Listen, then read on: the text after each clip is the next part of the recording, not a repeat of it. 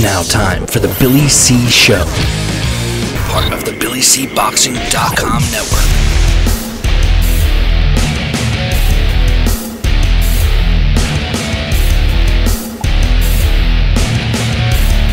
And we're coming to you live from the Billy C. Studios in Lake George, New York. I'm Bill Calogero, and it's time for the Billy C. Show. Good morning, good day, good evening. Whenever you're watching, whenever you're listening, I hope you're doing okay today. Today's show is being brought to us in part by Sal's Neighborhood Pizzeria and Italian Restaurant, located on St. Simon's Island in Georgia. Check out the website, www.salsneighborhoodpizzeria.com, or give my man a call, 912-268-2328, 912-268-2328. Find out why I go all the way to St. Simon's for an authentic Italian meal. And speaking of Sal's, the other day I got a text from somebody, and they said, "Oh, look, Sal posts his specials up on Facebook." And he sent me a picture. And let me tell you something. If I ever wished that I was there for a special, it was the other day. Nobody loves Monagard more than me, and he had it as a special, and I wish I was there. But anyway, today's show is also being brought to us in part by my book, Tom Molyneux, From Bondage to Baddest Man on a Plane, is available right now where all good books are sold. Get yourself a copy right now. Find out what all the hubbub is about, bub. Find out why I'm so adamant about getting Tom Molyneux's story told. You can pick up a copy right now where you're watching or listening to this very show. Just visit BarnesandNoble.com or Amazon.com. If you want a signed copy, drop me an email, Billy@TalkinBoxing, TalkinBoxing.com, and I'll hook you up. Remember, if you do reach out to me directly for the book, I'll even, not only will I sign it, but I'll give you a discount on the price. A lot of people think that if they email me and then order it through, Amazon or Barnes & Noble, that they could still get it signed. Unfortunately, you can't. So if you want a signed copy, you gotta reach out to me, or just come up to me if you see me at an event. I usually have them. And finally, today's show is being brought to us in part by our 24/7 television channel, which is located on Ginico USA. Their service, which is a network available on all of the streaming platforms, Roku, etc., etc. Sign up today for free. Just visit GinicoUSA.com. Let's get into it. I wanted to talk about the big fights, of course, that took place last night. First and foremost, let's talk about the Keith Thurman fight. Keith Thurman remarkably was able to keep a belt after being out of the ring for over 2 years. And last night he improved to 29-0 with 22 knockouts when he won a majority decision over Josesito Lopez. First of all, I'm not so sure about the score. One judge had it 115-111, which I'm okay with. 117-109, which I'm not too crazy about. But the judge that scored it 113-113, I don't know what fight they were watching. But here's the thing. I could see doing that score because Thurman was running the whole fight. I mean, he was backpedaling. Now, you could say it was boxing. You could say this, you could say that. But, I saw a guy in Keith Thurman. Now, I was a one-time, no pun intended, fan of his. But he just doesn't look impressive to me. Yes, he had a jab. Yes, the early rounds he looked sharp. But he took too many punches. There is really the only defense he uses is his feet. He runs, and he I shouldn't say run like a Floyd Mayweather run. He backpedals around the ring. I think Josesito Lopez's inability to cut the ring off, if he was able to cut the ring off, he might have stopped Keith Thurman. And the reason why I say that is because when Keith Thurman was taking the shots from Josesito Lopez, which incidentally is a much smaller fighter with a lot of miles on him, he landed flush. And Thurman, his answer would either be, throw a quick punch in retaliation or run. And to be honest with you, I wasn't impressed. Joining me right now who I don't think was impressed with the fight either, was my man Sal Rocky Senicolo. Good morning, Sal. Hey, good morning, Bill. How are you, buddy? Oh, not too bad. I think I'm feeling better than both Josesito Lopez and Thurman. Any thoughts? Great. Well, my thoughts were this. I'll tell you what. I saw some good highlights of the fight. Keith Thurman, he does use his legs. He does not run. He avoids punches. He takes his style. He uses his jab. But Lopez, was a gamer. He tried to do what he had to do to try to cut the ring off to get some arsenal going and hit him with some combinations. But all in all, I think that Keith Thurman, I just want to know how was he able to keep his belt for 2 years without being in a ring? I don't understand that. It's today's boxing, and you know what? Let's call a spade a spade. It was the PBC on Fox. Now, number one, I love the fact that we get to watch fights on network television. Yeah. So I love it. But Fox needs to change. I mean, I thought if you would have blindfolded me and put me in the room, and when the fight was about to, I would have thought I was watching an NFL football game. They don't change their little music and all that. It's the same stuff. That's number one. Chris Myers, he's the wrong guy for this as the blow by blow guy. He's the wrong guy. I mean, Lennox Lewis was there. He was great. I have no problem with Lennox, and they had the trainer from California in there. He was a no nonsense guy. But Chris Meyer, he refers to ring generalship, Sal, as ringmanship. And every other breath that they said, they would refer to Keith Thurman as the champion of the world. We got to stop with that, because the champion of the world, in my case, in my opinion, would be a fighter that has an undisputed title, meaning no other belts in the division, no other major belts in the division. And now they need to just refer to this, Sal, as a world champion or a belt holder. But to continuously say that it was a champion of the world, that's totally wrong. And finally, the last thing I want to say on the network broadcast as well as the PBC is that it seems to me, Sal, that they gear these broadcasts to the unknowledgeable boxing fan. They're trying to build it up that, champion of the world, he's this, he's that, and I get the whole PR thing, don't get me wrong. But, knowledgeable boxing fans would notice what I noticed right away, don't you think? Oh, yeah. Oh, absolutely. Knowledgeable boxing fans are smart. They're hip with the game. They know the dialogue, the language, the sayings. And, it's bad when they have to question or they have to look at, well, what's this guy saying or what is this idiot talking about? And,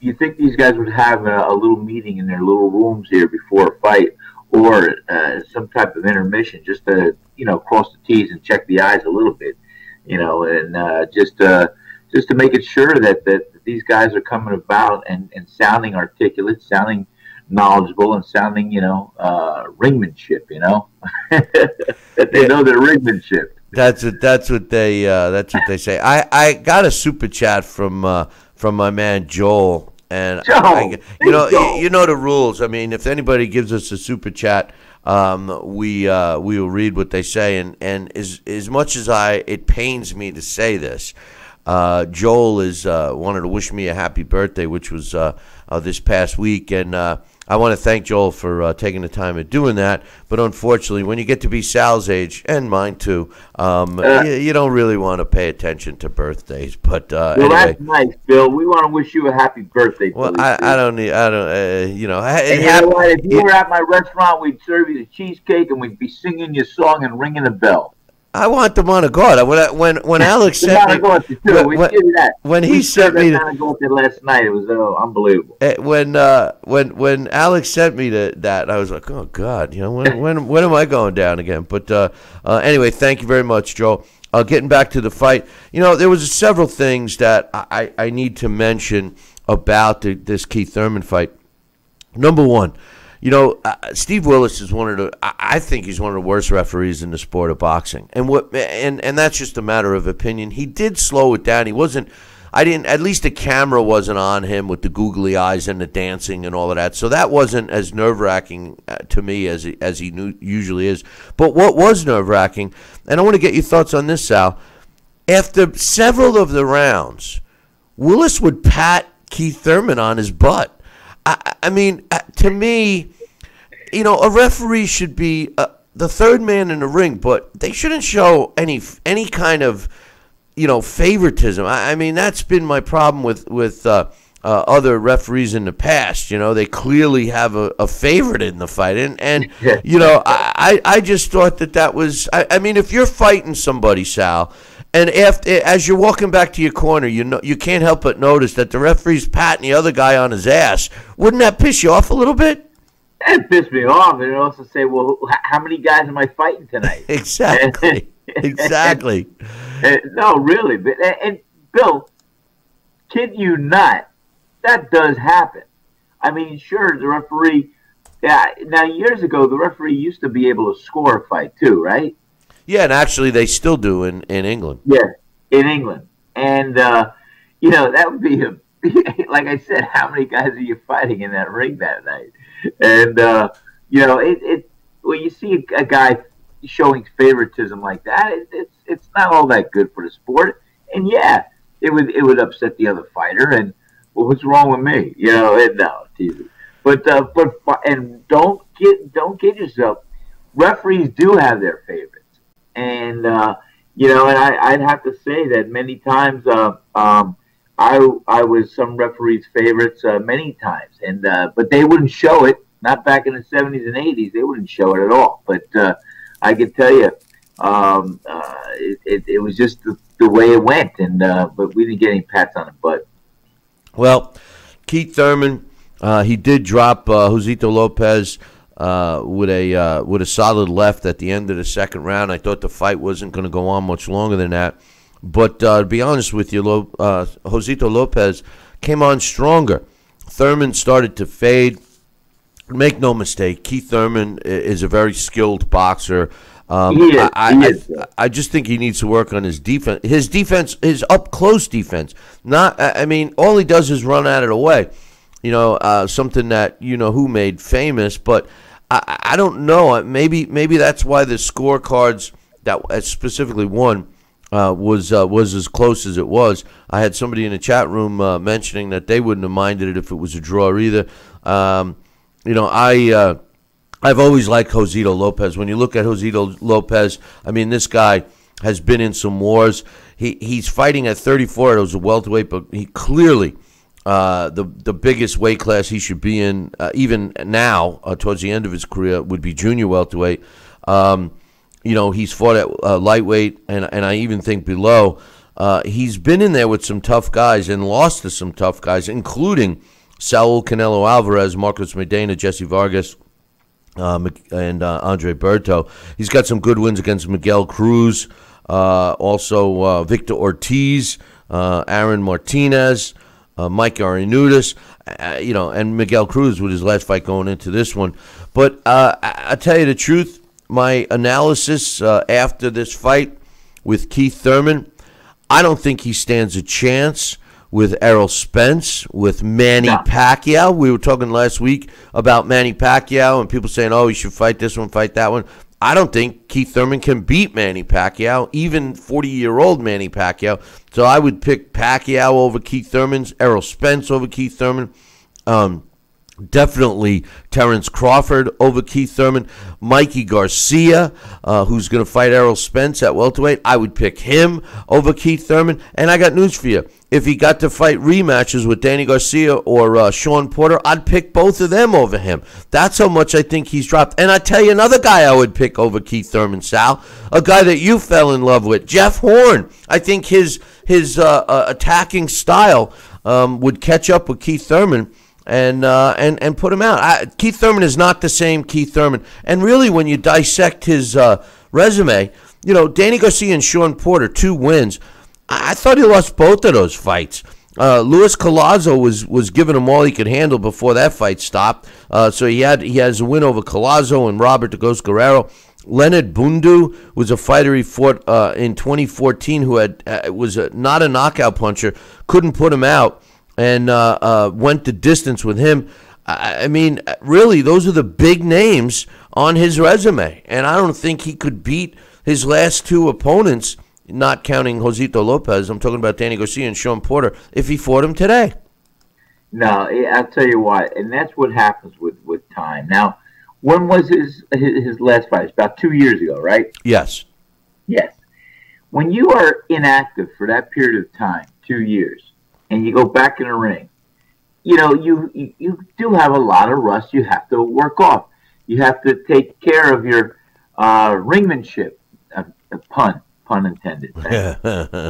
you know, you have to get your legs, your sea legs back under, if you will. And, you know, just get your distance, your range, your feeling of the ring, your command of the ring. And, you know, that happens innate. You have that skill, that ability. But when you let it sit on the shelf for 2 years and you're supposed to be a world-class fighter and go in the ring with anybody and everybody, you know, and your skills are not as honed in, you know, this is a great learning curve. And welcome back to the pro ranks here. To world-class fighting for Keith to heed to. And, you know, I thought he had some good defensive skills, even close early on, even inside, you know, fights ago. And sure, he's got to sharpen those skills up. And that's going to happen. Now, if he fights within 6 months or 3 months and he starts to get back on track, we can see it. But you're right. You know, the Manny Pacquiao we saw fight last week, or whatever, you know, with that aggressive style and nature, and just those punches coming in bunches, and his relentless attack, you know, it would be hard to see Keith Thurman dance around for 12 rounds. I don't care what style of fighting he wants to use, but I think like the barrage of punches coming at him from a Manny Pacquiao would have told a different story if it was those two guys in the ring last night. Let me ask you this. We got a lot of fights to talk about, and I'm going to apologize in advance for all the peoples out there that have sent me emails. I only got 2 because I forgot to print the other ones out. So I promise I'll read them next time. But you know, the one thing I noticed that Josesito Lopez was doing wrong, and something that he could have, if he was doing it the correct way, or even a couple of times, may have thwarted Thurman's what I would assume and call Keith Thurman's defense, which was, you know, rolling to his left. So if you're watching on TV, it would be going to the right of the screen, right? So it was Keith Thurman's to his left. He would constantly be circling to his left, and Josesito Lopez kept following him around. Sal, if you're a fighter and you have your opponent in front of you constantly getting out of harm's way by going to his left or even to his right, for argument's sake, you know, and I would have to assume that a fighter, especially a guy like Josesito Lopez, who's been around for as long as he has, would know how to cut the ring off. How do you, what would cause a fighter to follow an opponent around versus cutting the ring off? Is there something that they're nervous about? What prevented this guy from cutting that ring off? It boggles my mind. What's your thought? Well, you know, I'll tell you what, Bill. That too was a great note, great observation on your part, and I was quizzical about it. And you know, we say that styles make fights. Well, also, when a fighter fights another fighter's style, and it's just trailing him around like a puppy dog or so, and not actually fighting his fight to look how to offset and to counter. You know, it's signs of maybe you are not in the ring to win, and you know, you're glad to be in the ring as an opponent. Now, I'm not suggesting that was the case, but it is frustrating because most fighters on that level, and I could say most because if it was all, we would have seen Josesito Lopez do what he should have done. That was cutting off the ring. But he was content about following him, being led by the Matador to just walk in and walk around and waltz around a little bit. But no, a fighter knows how to cut off the ring, and by doing that, you're engaging in the fight, and you're getting close. You're cutting off the corners. You're cutting off ways to have the guy run and constantly do that. So you're looking for the confrontation and the engagement of exchanging punches. Now, I don't know why he would follow. That was definitely a sign of I don't know. I can't imagine why he wouldn't cut the ring off to want to go forward and do that. He must have either not felt confident, must have not wanted to engage and get into a heavy exchange with Thurman. I don't know, because that's all he had to do was continue to cut off the ring and put Keith Thurman in a corner or against the ropes, or just not give him so many ways to run out. Well, when he did get him up against the ropes, he did well. He did well. And I think Robert Garcia, one of the best trainers in boxing, failed to address the lack of cutting the ring off. But a bunch of other fights we'll talk about on this card, on the undercard of Thurman Lopez. In the heavyweight division, Adam Koznacki improved to 19-0 with 15 knockouts when he knocked out Gerald Washington in the second round. Washington dropped to 19 wins, 3 losses, and 1 draw. Koznacki, if you guys haven't seen him, he's a guy that looks like Baby Huey. He looks like he's the guy hanging out at sitting at the same spot at the bar every night. Is not what I would call a chiseled guy by any shape, any means, shape or form. But the truth of the matter is he can fight. And how could you not like this guy? I mean, he's just, he's like a bigger version of Tony Galento was back in the day. Tony Galento. And he works hard. I mean, he throws a lot of punches. And I'm waiting for him to get a shot. He's a dangerous opponent for any heavyweight. This is one of those guys I would love to see that fraud, the big fat pig, Jarrell Miller.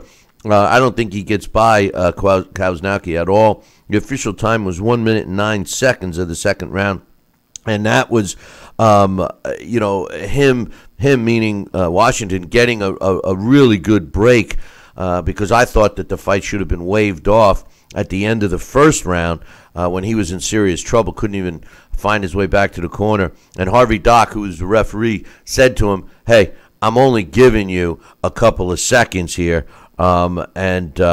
He did and called the fight off because he was dropped. He wasn't in serious trouble in the first round.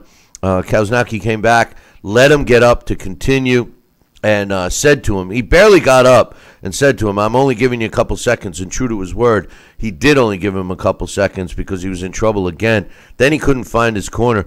I've never seen people have to help someone sit, Sal. I've seen them assist a fighter in standing, but they had to assist Gerald Washington in trying to find the stool that was right below his butt there. But it was a very good win for Adam Koznacki.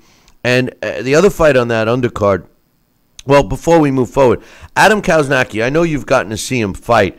And Gerald Washington was a former world title challenger. At one time, he was, had a lot of fanfare. He's in great shape.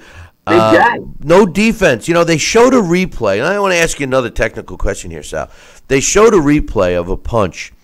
And, at first when you saw it live at real speed, Koznacki, lands a solid shot.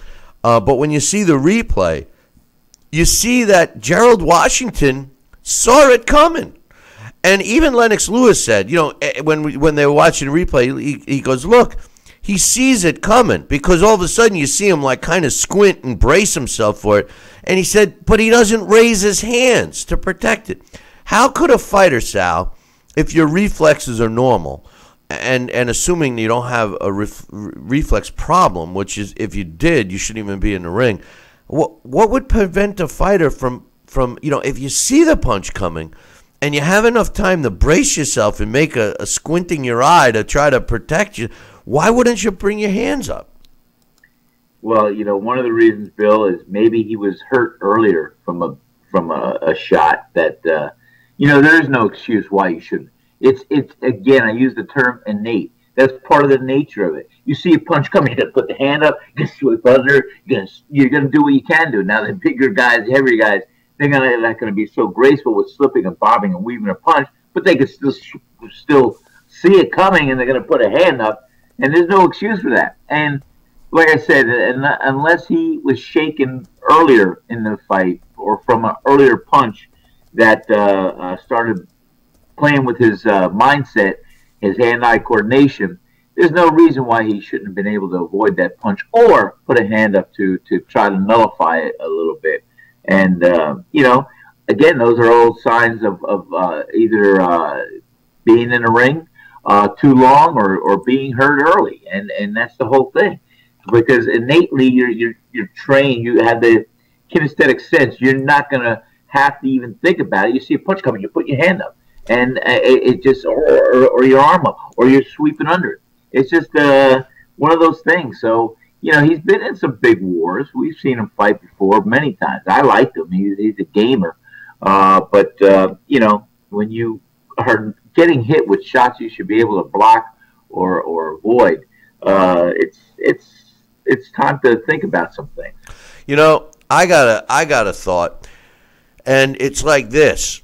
You mention something and you say, over training and everything, your reflexes become innate. You see a punch coming, your hand goes up. That becomes repetitive in sparring and training. Hopefully, your trainer's teaching you that. Yeah. Here's the thing I noticed.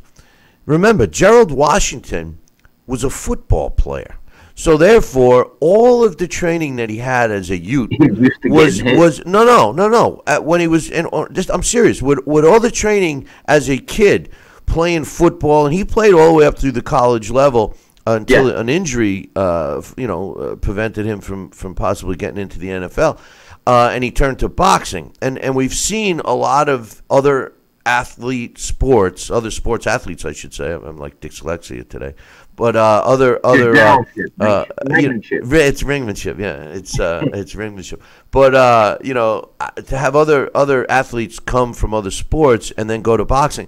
So his reflexes, the types of training and exercises that he's done for years and years for football, may train him to see the ball quicker than me or you. But in boxing, the lack of the training might be a reason why his hands didn't automatically go up, but yet his eye kind of was getting ready for the punch. You know what I mean? Any truth to that?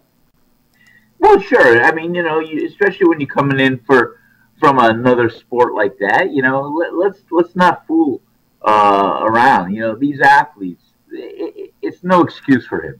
He should be well schooled by now to have the ability.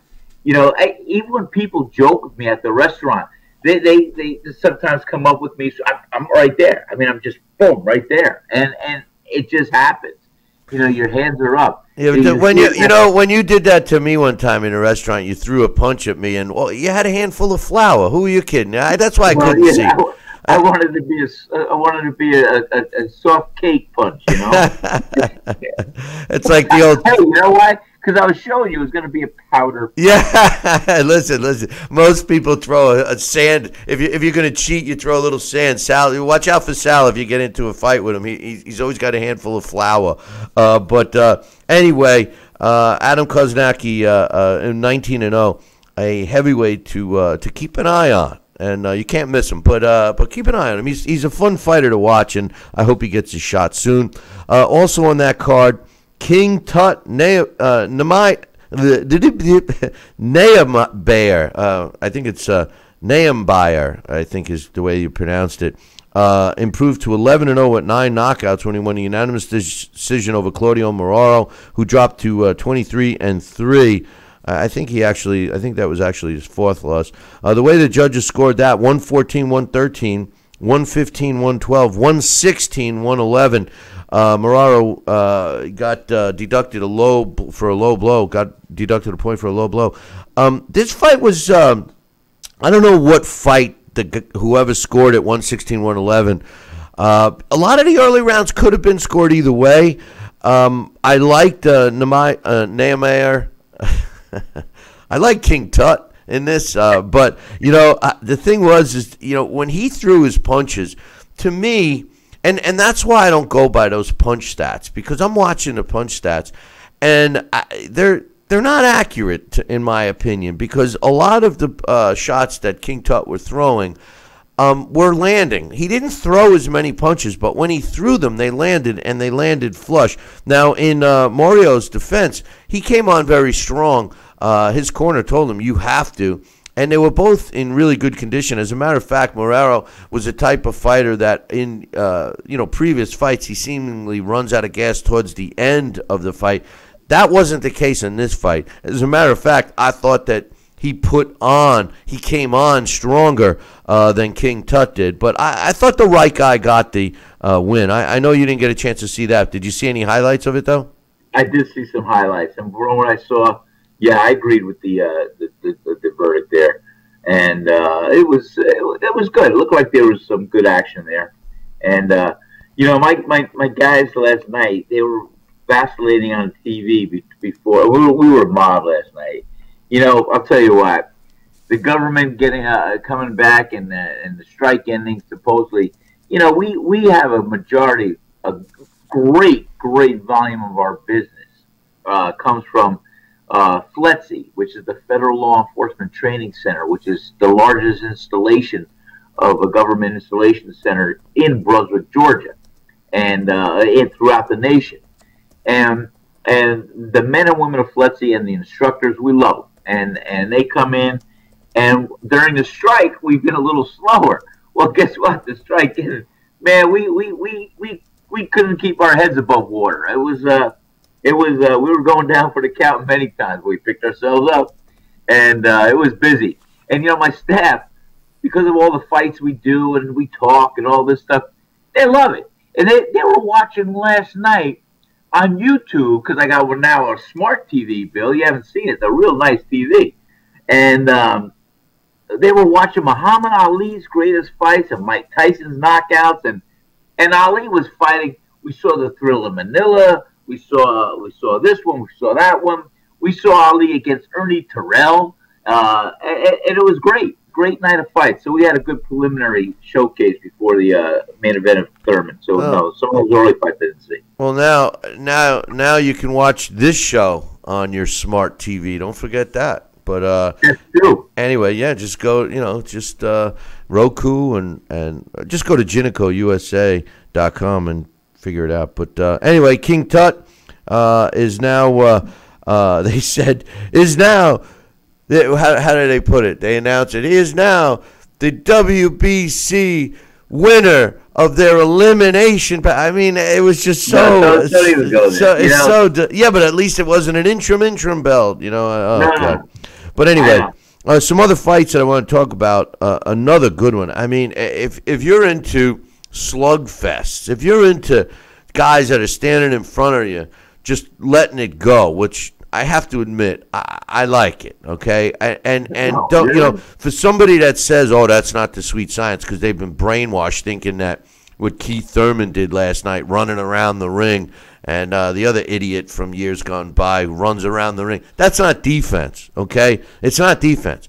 Defense is when you stand in front. It's a type of defense, but it's avoiding. Well, the best defense that I like is when it's no defense. No, the best defense I like is when you're standing directly in front of your opponent and you're landing punches on them and you're avoiding the punches coming back, but you're in range to inflict damage on your opponent. That's defense. The guys that can move their head and move their bodies and still deliver a knockout blow, that's defense. That's the sweet science. Running away where you can't land a punch on your opponent, but he can't land one on you either, is not really the type of defense that was, in my opinion, which is considered sweet science. But you didn't see any of that over on the DAZN, even though DAZN network needs a lot of tweaking. I mean, they left mics open, so you hear in the camera guys talking. Oh man, I lost my chair. Oh, this and that. Oh, this.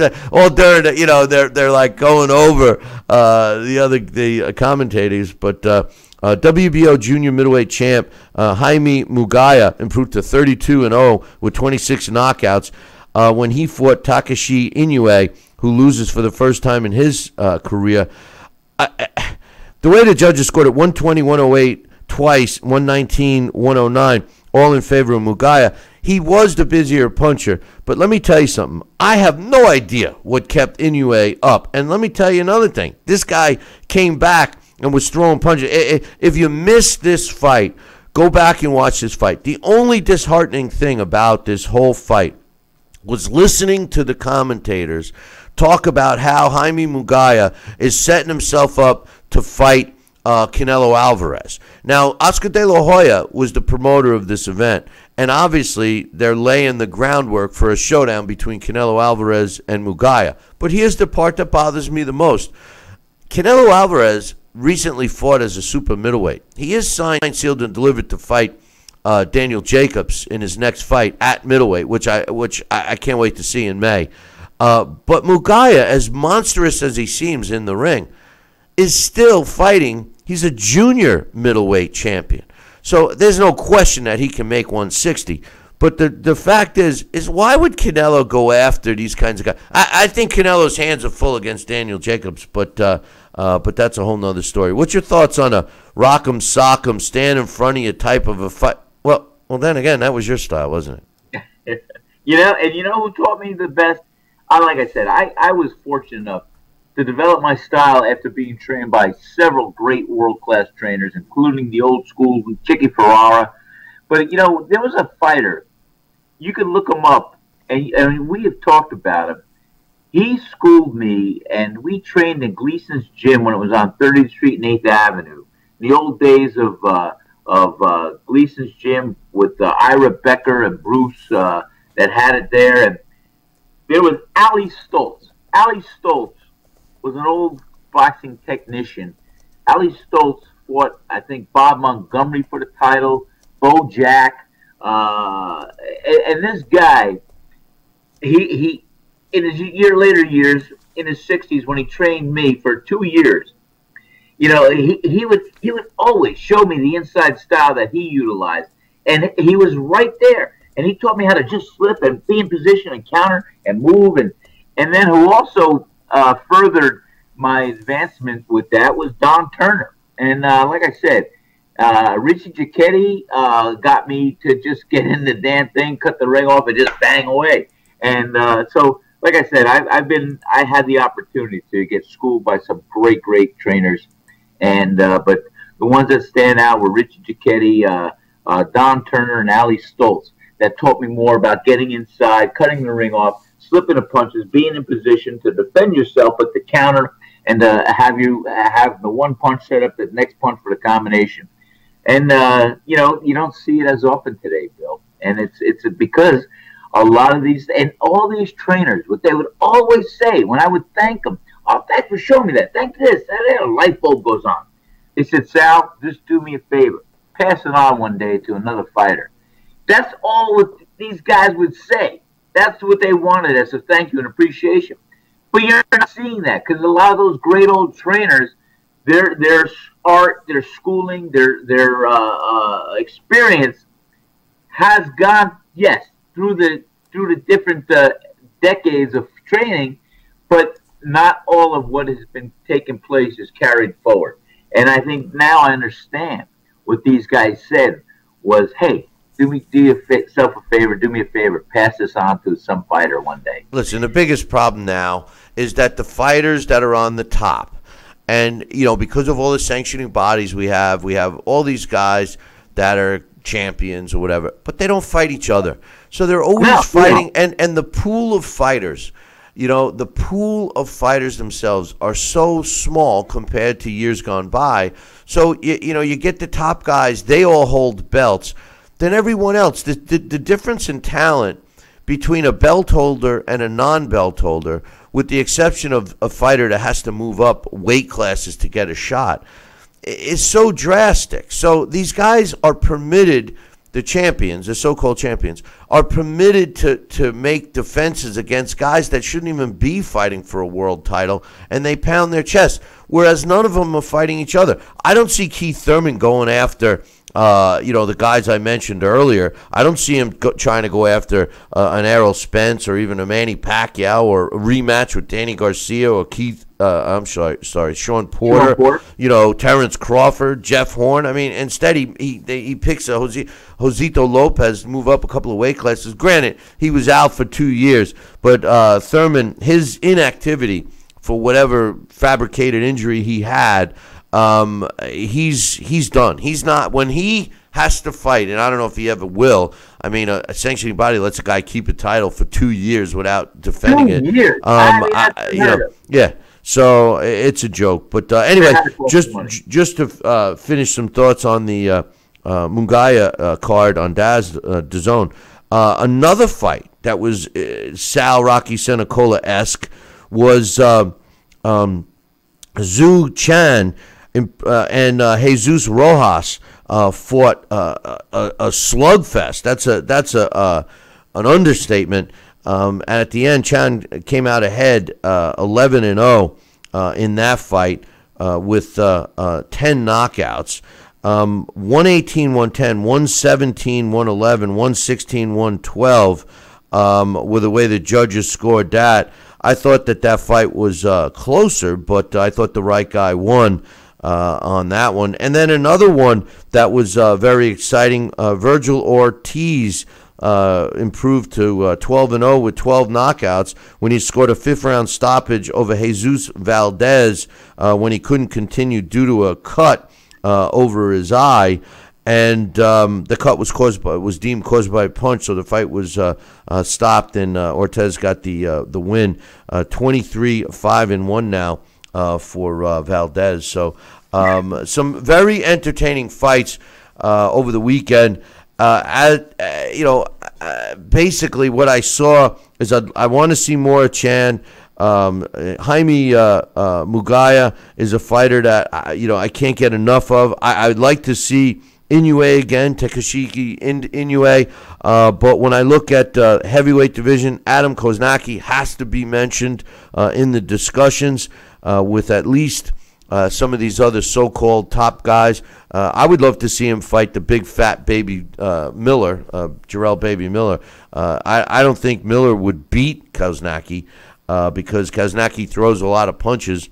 And Miller does stand there. He does throw a lot of punches himself. It would be a very action-packed fight.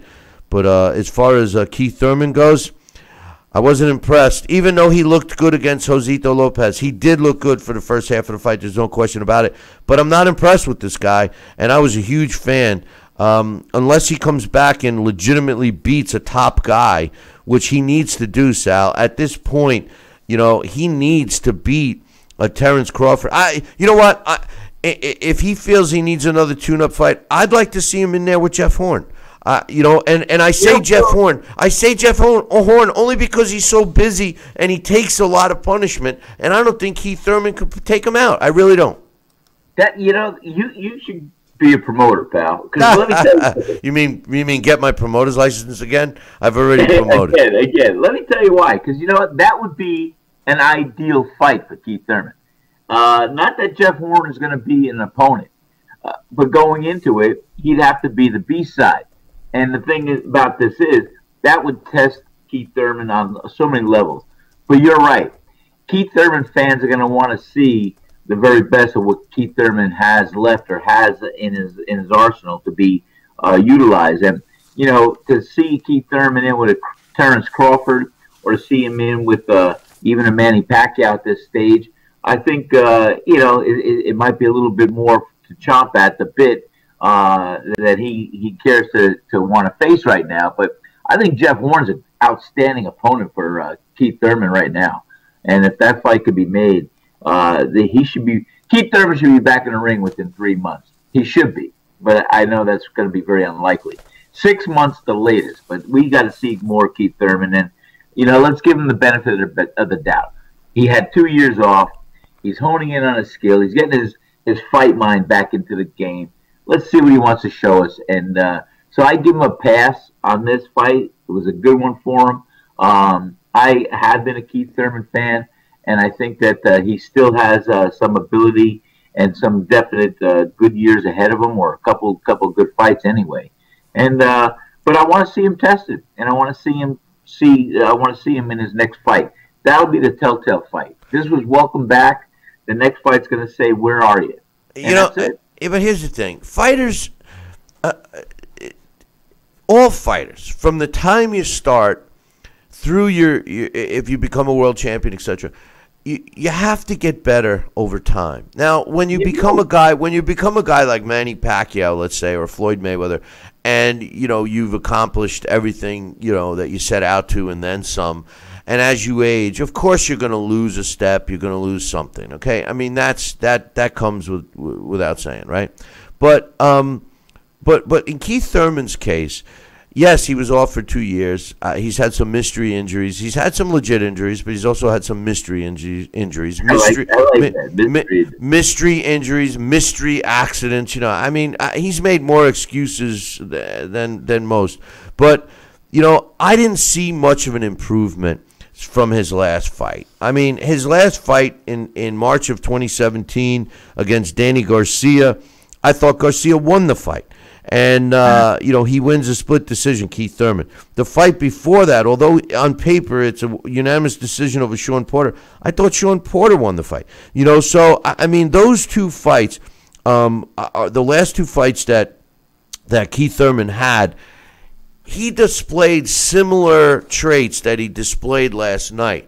This guy's not getting better. And you say, oh, you'd like to see him fight again in 3 months. Yeah, so would I. But you know what? Fighters don't fight like that anymore. If a fighter fights 3 times in 1 year, they're up for Fighter of the Year award. If you take that statement and think about it, and if you're a true boxing fan, not a PBC watching on Fox, fabricated boxing fan, because no disrespect, you really don't know anything about boxing if you think what you're watching and what's being shoved down your throat, although some of the fights are good, Keith Thurman is not the champion of the world. He's a belt holder, and he's holding one of the least valuable belts as it is. And this guy has not improved. It's dangerous for him to not fight frequently. And you're right. If he steps back in the ring and fights another guy, he doesn't have to fight an Errol Spence or a Terrence Crawford, but if he fights another Josesito Lopez type guy, or even go after a guy like Jeff Horn in 3 months, and he comes out looking better, then I would say, okay, give the guy a break. But if he does the same thing, runs around the ring, tries to steal a victory, tries to steal a round, lands a couple of shots, then tries to admire his work, and he's in there with a granite-chinned guy, he's in trouble, Sal. Yeah, no, Bill, you're 100% right on. And that's what I'm saying. I give him a pass for last night and his performance until we see his next fight. And that's all I'm saying. I think he should. A manager and a fighter, they sit down. They say, what's our goal? What are we going to do now? What do we have left to prove? What do we want to prove? What do we want to do? So you look at it. You sit down at the war room table and you say, well, listen, we had this comeback fight. Here's what we need to do. We need to be back. We need to be active. We want to fight this guy in 4 months. We want to see how we do against him. And then from there, by the end of the year, we're going to fight Errol Spence, or we're going to do this, or we're going to be back. And you sit down and you actively become the orchestrator, that this is what I want to do and how I want to do it.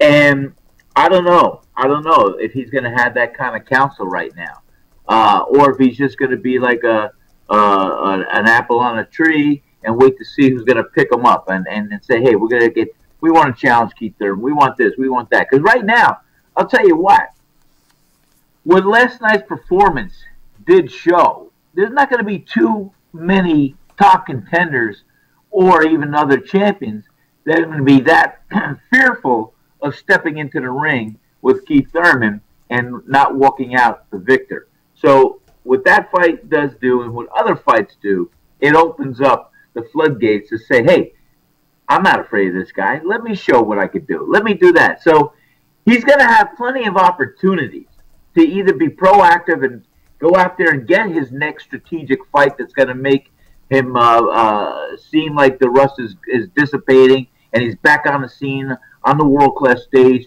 ready to beat all a world beater that he is, or somebody's going to come after him and say, hey, I want to fight Keith Thurman.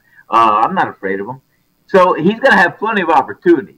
It's just not cherry picking, but picking the most optimal fighter that's going to put him back where he needs to be on the world stage. Well, he's not going to. He can't. Listen, I already said it. I know damn well that he can't beat Errol Spence. He can't beat Kell Brook. He can't beat Manny Pacquiao. I don't think he wins a rematch with Danny Garcia or Sean Porter. I'm talking about if he fights next now, the way he fights. And there's no way in hell he beats Terrence Crawford, and there's no way in hell. And I haven't even seen Mikey Garcia at welterweight yet because he's scheduled to fight Errol Spence, and I don't care what happens in that fight. If Mikey Garcia decides to fight at welterweight again, I don't think he beats Garcia. You know, the best fight for him right now, in my opinion, would be against Jeff Horn. And you want to know something? I'd put my money on Jeff Horn, and I'll tell you why. Because if Jeff Horn is a legitimate welterweight, he is a legitimate big guy, and he's a bigger version of Josesito Lopez. He's a warrior. His hand speed is just as slow as Josesito Lopez. His defensive skills are just as rotten as Josesito Lopez. But he comes and fights, and he's got a chin, and he's got more pop than Josesito Lopez. And I've seen Keith Thurman do the same thing that Josesito Lopez did to him, where he was in trouble, and when he just takes these shots, his hands go down, he starts backpedaling and doesn't throw anything back. Josesito Lopez chasing him around the ring, winging punches, tired his ass himself out, and then Keith Thurman came back the following round because Josesito Lopez had a rest for a round. I mean, he was winded, So you put him in there with a bigger guy, a legitimate welterweight. He doesn't. I'm telling you, he's not the same Thurman of 4 years ago. Keith Thurman 4 years ago, I loved him. I wanted him to fight anybody, and he kept dodging and ducking and cherry picking. Sound familiar? Here he is today. He lets the 2 years of his prime go away, and you put him in there with these top guys. He's not going to win. He's not going to win, Sal. I feel very confident that he could not beat them. That's what I'm saying. You picked the fight that it should be his next fight. That's Jeff Horn. Not taken away from Jeff Horn, but for all the reasons you said. Jeff Horn's a well-conditioned fighter. He could punch bell to bell. He's aggressive. He takes a good shot. I mean, you can't find a better opponent to test Keith Thurman than a Jeff Horn. And I'm not just saying as Horn coming in as a B-side and as just an opponent. No, Jeff Horn's got a legitimate shot of beating a Keith Thurman and putting himself back on the world stage in line for a title shot. So I think it's a great fight, and hey, man, maybe the promoters are listening to us right now. I think that's a definitive fight for him. Great fight. Well, we'll see. Like I said, I think that I think that he let his prime years just go away by not fighting. That's what I think. But in any event, at least you had a prime, Nick. Well, yeah.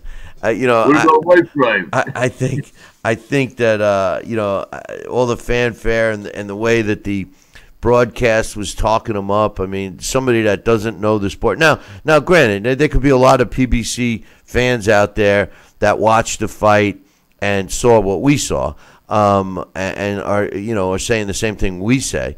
But the thing is the way that the broadcast was being presented, it seemed to me like I was making notes during the show, and I'm saying to myself, it seems like everything that's coming out of their mouths seems like it's geared for the non-knowledgeable boxing fan, the one that happens to be sitting in front of the tube because it was on early enough, where they're like, oh look, there's some boxing, let me watch it, and to me, that's the way it seemed. I don't know. The diehard fan was making fun of, ringmanship just as much as I was. And he was terrible. Chris Meyer was terrible.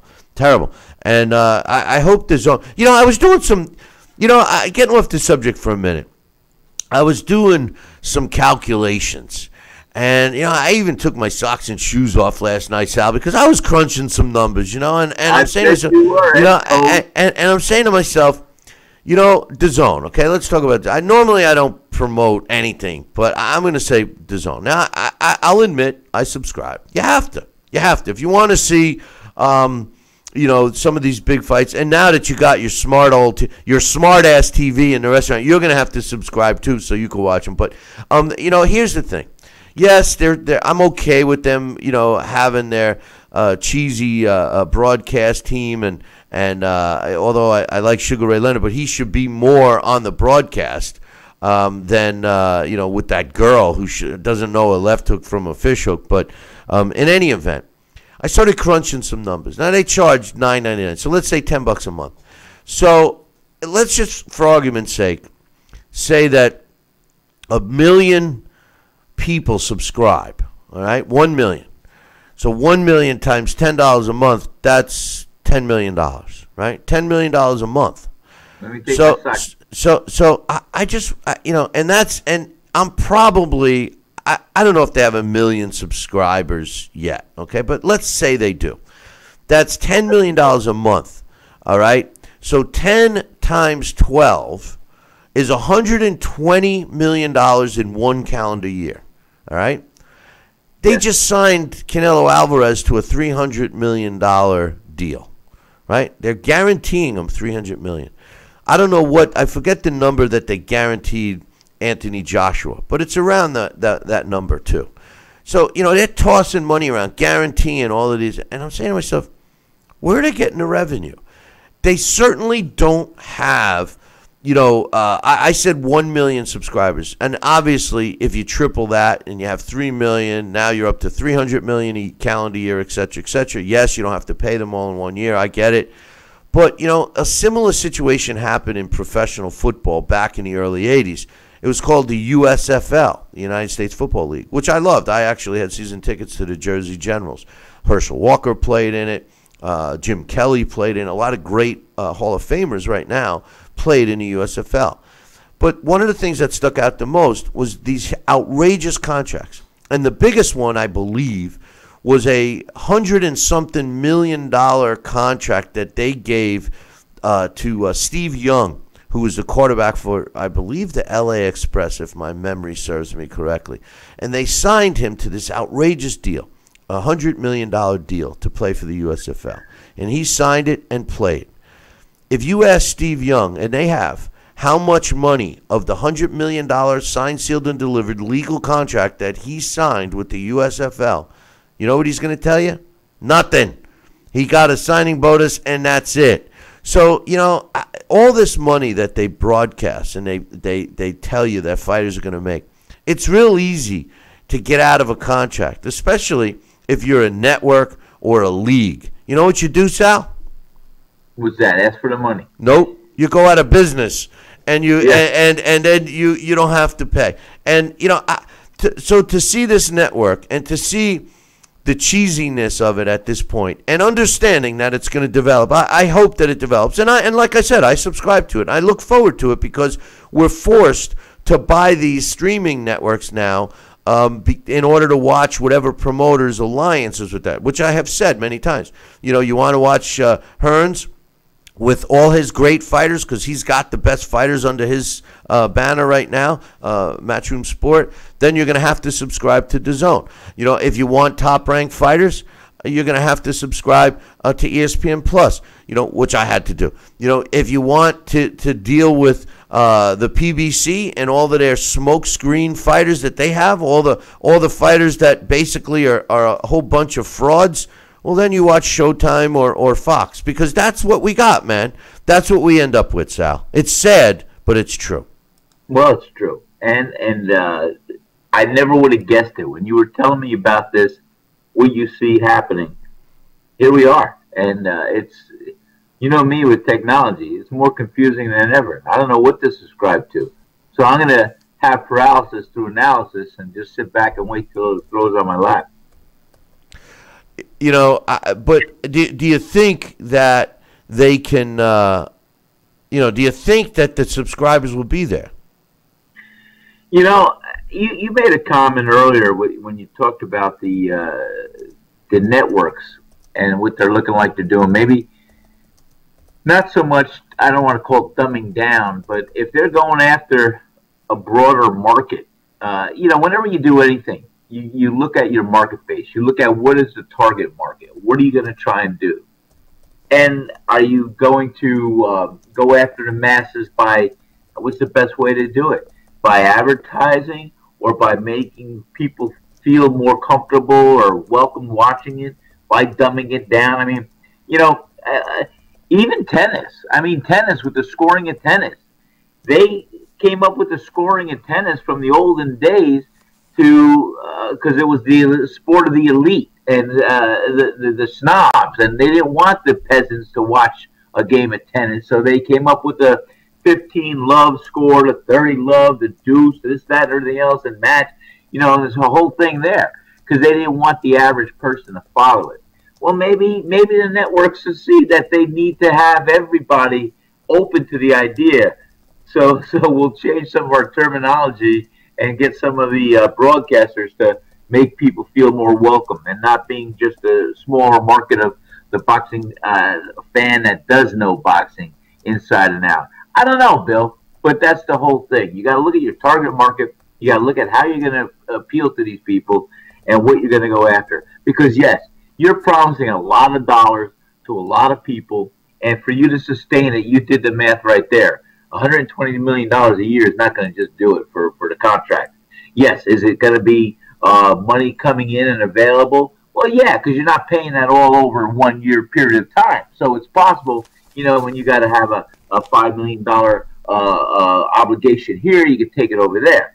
It's the game of using other people's money or money that's what it is. It's a game of using the subscriber money, because remember, they don't broadcast these for free. It costs them money to do that and everything else. Listen, we're going to take a break. We're scheduled to have Alex Papali join us. Haven't gotten the go-ahead yet, but so Sal, don't go anywhere. We're going to take a short break. We're either going to have Sal back or Alex, so don't go nowhere. Billy C will be right back.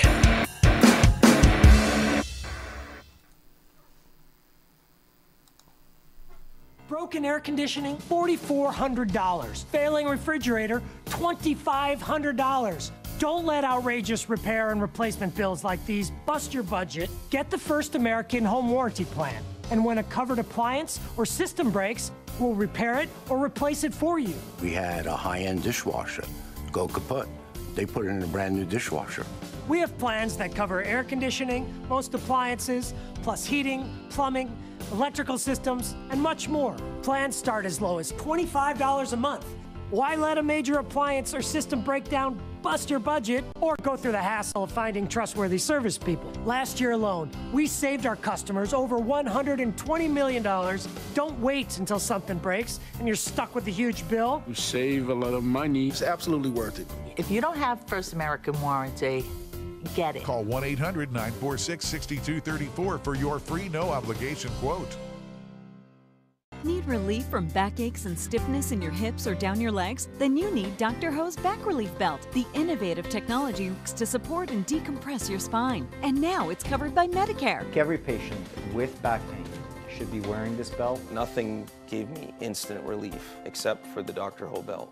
Feel good while standing, walking, driving, doing housework, and while laying down. And now Dr. Ho's patented belt is available at our best price ever. It's even covered by Medicare. Order now and get the easy-to-use hand pump and back rehabilitation DVD free. Similar belts can cost you almost $1,000, but my belts won't cost you $500, not $300, not even $200. I will give you my special TV price. And remember, Dr. Ho's belt is covered by Medicare. If you know a friend or family member that suffers with pain, get them my system today. Help them live with less pain, be more active, and get back to doing the things they love. Give them the gift of health. Listen to this important message. If you owe money to the IRS, you will want to hear this. Penalties and interest compound daily on your back taxes, putting you under a mountain of debt. Tax 10,000 has years of experience connecting people with tax resolution specialists. Working through the IRS Fresh Start program, they will handle all the necessary forms, and if you qualify, you may end up saving thousands of dollars. Call Tax 10,000 at 800-773-4604. Listen. Are you currently on Medicare? In other words, do you carry the red, white, and blue Medicare card? If so, are you suffering from chronic back pain? If you answered yes, you may be eligible for a pain-relieving back brace covered by Medicare at little to no cost, shipped directly to your home for free. These medical-grade back braces are ideal for lower back pain, arthritis, spinal disorders, and other chronic back problems. Will you qualify for a medical-grade back brace? Call Back Brace America at 1-800-290-8300.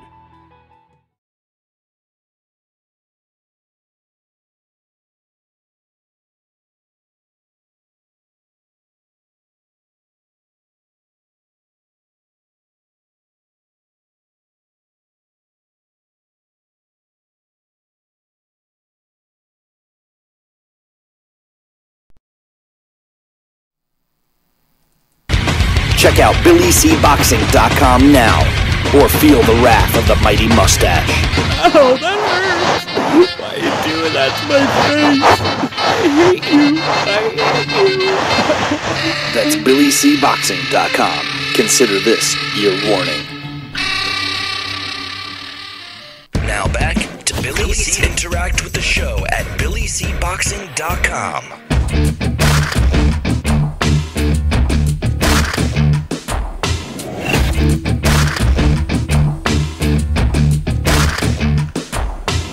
And we're back. You're watching and listening to the Billy C. Show. Glad you could be with us. And I had received a message from my man Dax, and I know he's having some issues, but I thought that Alex Perpali was going to join us, but he's not. So we got Sal back. You're stuck with me. But hey, you know, I saw your little bottle in between the show. And listen, you want to know something? I've tried it. I've had it. I actually had that company. I tried to have them work with us, and they don't do that kind of advertising. But I did get some of that, and it was really, really good stuff, man. That was a good wine, wasn't it? Well, I didn't try it yet. In fact, this was... Looks like someone tried it. Looks like someone tried it. It looks open. No, it's not. It's I thought that was the cork. Oh, okay. No. That's sealed. Yeah. What happened, I got this in the mail the other day from a good old friend of mine who's originally from Italy. His name is Marino Ramato, and he sent me this bottle of wine. He saw it, and he said, Sal, I was thinking of you, and it's been a long time. I haven't seen him. Well, you want to know some – not that I want to promote it, but no. I'll give you some history. That wine is actually – an Italian wine. It's produced in Italy. They invested in some wineries there, and they're labeling it as Rocky Marciano wine, and it's good. I've had it, and it's good. I wanted to promote it on this show a little more than I want to right now, but they didn't want to. They didn't want to. I said, "Hey, I'll do it. Just send me a few more cases." Let me tell you, I've done some history research on it too. Because there's a website you can go to. I think it's RockyMarciano.com. It's Rocky Marciano's grandson that wanted to pay tribute to his grandfather, the late, great Rocky Marciano. And what they've done, Bill, they went to the village where Rocky Marciano's family is originally from. And it's a Montepulciano wine, which is the Montepulciano grape, which is one of my favorite wines. And they have the wine... the grapes picked there, and they make the process, and it does come from Italy. No. This is a bona fide, real Italian wine, and it's a Montepulciano di Abruzzo, so it's a great wine. Great wine. I don't want to promote it either. Yeah, I know. I got to take the camera of it. But when I told my friend from Jersey, we're not going to open this bottle until he comes down and visits me. So hopefully we'll see him over the next couple of months, and we'll pop this bottle. But I love it. I love the marketing. I love the story. And, the grapes are from where the great late Rocky Marciano's family's from in Italy. And put it up on the camera again, because they even have the 49. We know what that is, right? That's his 49 victories, Yep. 49 wins. You know, and again, that boys and girls, as my friend Billy C would say, that is only significant to the heavyweight division because no other fighter in the history of the world as a heavyweight has retired with 49 victories and no defeats. And after the last fight, even by our good friend Deontay Wilder, his blemish was a draw now. So even though he didn't lose, he still is not a perfect record of 49 and no. No, that's true. But you know the thing is if you know when he's coming, let me know because I'll come down too. We can have some Monaco and I'll have a sip of that. Absolutely, we'll have a. We are gonna plan. We are gonna be. I do plan on coming soon because we got to do some more filming. Yeah. Because we're doing very well with our channel. And we got to mix it up a little bit. But anyway, getting back to some of the topics at hand, I've been speaking about Sean Porter and how I thought that Sean Porter would be able to beat Keith Thurman right now, which I believe that he actually won the first fight. You know, the truth. What's that? I love Sean Porter with his style. Those Scud missiles coming every angle. I thought he beat Thurman in the first one. I think it was. You know what? I watched that fight a couple times, and I'm a big Sean Porter fan. I thought he could have pulled that off. I thought it could have gone his way. Did we watch that? Did we watch that at your place? You know what? I think we intended to. I think we did not because I think we did a post-fight show. And I think I watched it in my living room here. Huh. And but maybe you know what? Let me. I for some reason I thought we might have seen it at your place. But anyway, Porter is scheduled to make the defense of his title, his first defense of his title, March 9th. It'll be on Fox again, and he's taking on Yordenis Ugas. Now that's a good fight. Ugas is a tough fighter. So that's coming our way in March, and we also have some good fights on next week, which I'd like to talk about a little bit later. You know, speaking of our TV station up on Ginico USA, you know, check it out. Do me a favor. Oh, guess what? Coach is telling us, yeah, you guys did show that fight at South because he and his wife were there. Okay, what was that on the undercard? Was that an undercard fight? Yeah, I don't think it was a main event. No, that was on the undercard of. Ask Coach to help us with our memories. Yeah, well, I'm sure he will in a sec here. But you know what? That was a big fight. That I don't think that was the Pacquiao. Was that the Pacquiao Mayweather fight? I don't know, but no. I thought Porter. I can't remember anymore. But in any event, if you are watching, or if you haven't watched, watch, because I want you to check out the channel. Now, if you can tell me, if you're the first person that can tell me via email what was playing on our channel. What show was playing on our channel. So you got to kind of watch it and tell me what it was. On Monday night, on Monday night, the next Monday night, which is tomorrow, that would be January 28th, Monday night at 8 p.m. If you could tell me which fight or show was being shown on our channel on Ginico USA tomorrow night at 8 p.m., so it would be January 28th at 8 p.m., and you're the first one to email me that information, Billy at Talkin' Boxing. That's TalkinBoxing.com.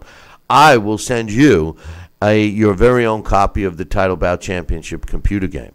And I'm in the mood of giving it away because if you send me an email with your top active pound-for-pound fighters today, right now, who your top 10 pound-for-pound fighters are today. I'm going to randomly pick one out. I'm going to read them all, but I'll randomly pick one out and give you your own copy as well. So make sure you do that right now. Billy at Talkin' Boxing, TalkinBoxing.com. Coach is telling us it was Keith Thurman, Sean Porter, Jared Hurd against Oscar Molina on that card. I kind of don't remember. Maybe it was all the scotches and the food that I was eating and drinking. But in any event, I got an email to read. This one's from my man Luke Thunder Breslin. He says, "Hey Billy C, glad to see the show's going from strength to strength. I enjoyed Dax's offshoot about the safety of the sport in the last episode. Something, though, is confusing to me. I had some friends around to watch the boxing over the weekend, and I was made to watch an MMA fight. The fight ended with one of the fighters knocking his opponent down with a sickening left hook. Now, the opponent was clearly knocked out, but then the fighter mounted him and unloaded 4 hammer fists to the face, each one making the knocked out fighter's head bounce off the floor like a beach ball until the referee shuffled over and put a stop to the attempted murder. I don't quite understand why this is allowed in MMA fights. I know Dax and Alex watch MMA, so maybe they could shed some light on why the hell that's allowed. My other question is, who is your favorite fighter of Italian-American origin?" Well, I know that answer. Rocky Marciano, of course. It's not Jack Dempsey. He wasn't Italian. But Rocky Marciano. But in MMA, that's Mancini. You love Boom Boom Mancini. Oh, that's right, Boom Boom Mancini. But my favorite, well, actually, there's several others too. Yes. But I would say Rocky is. There was so many great Italian fighters. Come on, man. Jake Italian. LaMotta, Rocky Graziano. I mean, we could go on and on. But I would say Rocky Marciano. But let me tell you, and I got news for you about Italian fighters. There were several Italian fighters that had to change their name because at one point in the early 1900s, really up through the 40s and 50s, Italians were not treated so well. We were on the bottom of the totem pole, and a lot of fighters, in order to get fights, had to change their names. There was a couple, I forget their name off the top of my head, but there were a couple of literally Italian brothers. I think it was either 2 or 3 of them that moved from Italy, and they changed their last name to Irish names because the Irish were more popular. It was pretty funny. Irish need not apply. You know, it was different time, different generations. You know, the Italians were looked upon as the peasants coming to the country, and many times. I mean, I'm not saying this was the case, but even Italian actors and performers. I mean, the late great, my favorite entertainer, my favorite singer, my favorite all-around entertainer was Dean Martin. But even Dean Martin had a heck of a history. Dean Martin was born in Steubenville, Ohio. His parents came from Italy. They never spoke a word of English, and Dean Martin didn't understand English until he went to kindergarten. That's how he learned English, and that's why he was able to sing so beautifully in Italian. But Dean Martin and I shared a couple things, and not just our love for beautiful women. Dean Martin was a professional fighter. And you know what Dean Martin's birth name was? Dean Martin's birth name was Dino Crocetti. And if you look on Box Records, so you will see Dino Crocetti. He's there. And it's so funny because he fought until he broke his nose, and that's where our similarities ended. He said, the heck with fighting, I'm going to sing for a living. I never broke my Italian nose over 100 fights, and I said, the heck with singing, I'm going to fight for a living. Anyway, that's it. Well, you try and sing at your restaurant every night. But, you know, another one of my favorite Italian fighters was Lou Ambers. Lou Ambers, Lou Ambrosio, I think. And you know who was Rocky Marciano? Lou Ambers was his idol. Which is amazing. But anyway, one of the things with MMA, they do let and that's what turned me off it too, Luke. I remember watching a fight, an MMA fight, and they were in a cage, and the same thing. A punch knocked this guy out. He was out as he hit the canvas. His head bounces off the thing, and the guy jumps up on the side of the cage like a WWE move and comes right down with his fist right on his head, and boom, you know. And after that, I got turned off by it.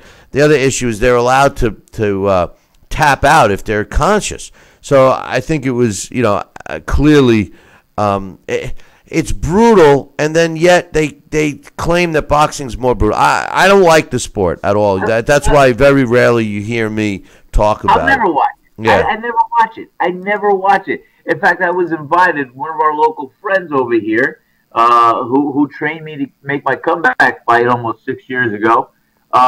They promoted a big fight card in Jekyll Island, and it was MMA. And they had their little local favorite here. And what did he do? It was a good competitive MMA fight.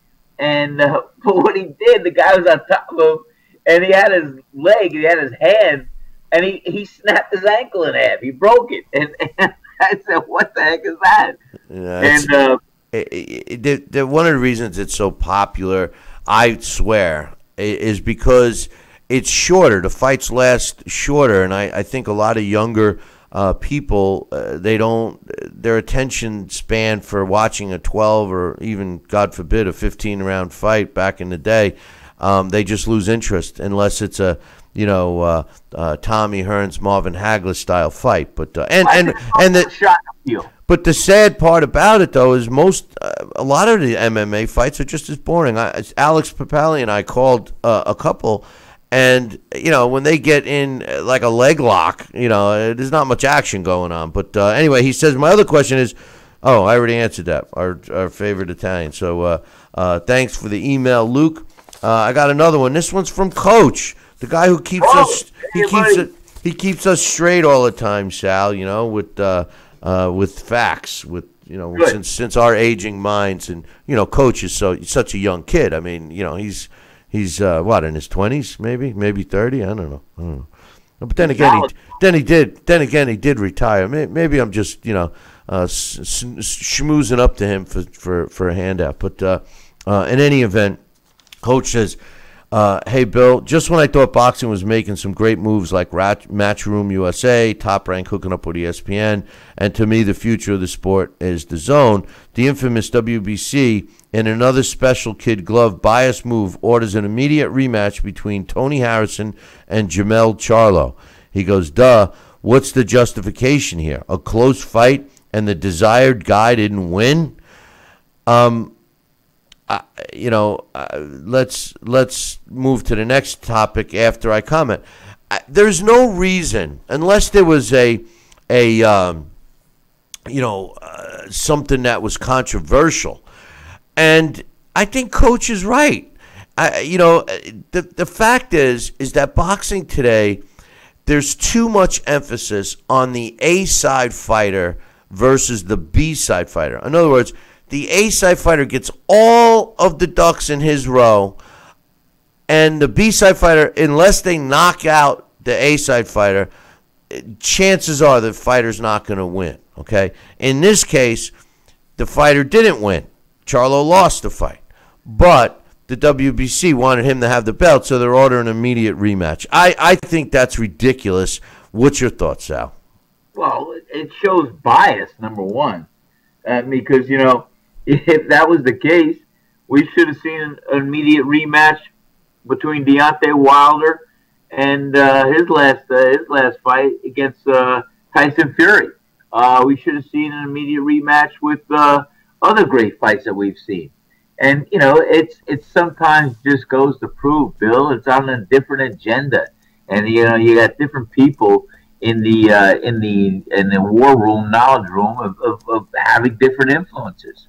And we should definitely have a little more uniformity here and everything else, and see what happens. But no, I think that there should be rematches, and there should be the rematch clause, and there should be rematches that is automatically going to be said, signed, sealed, and delivered for the next fight. Wait a minute. This is a different situation. To have a rematch, is okay. I don't think that's what Coach is saying here. To have a rematch, or even have a rematch clause in a contract. See, this is the other stupid thing. When you see a champion not put a rematch clause in their contract, that's stupidity. And it's also them thinking that they're never going to lose the fight, so why put the line in the contract? But the issue here with the WBC ordering the rematch. That is the issue I believe Coach has. There's no reason to order a rematch, unless there was an issue, unless there was a controversy or something.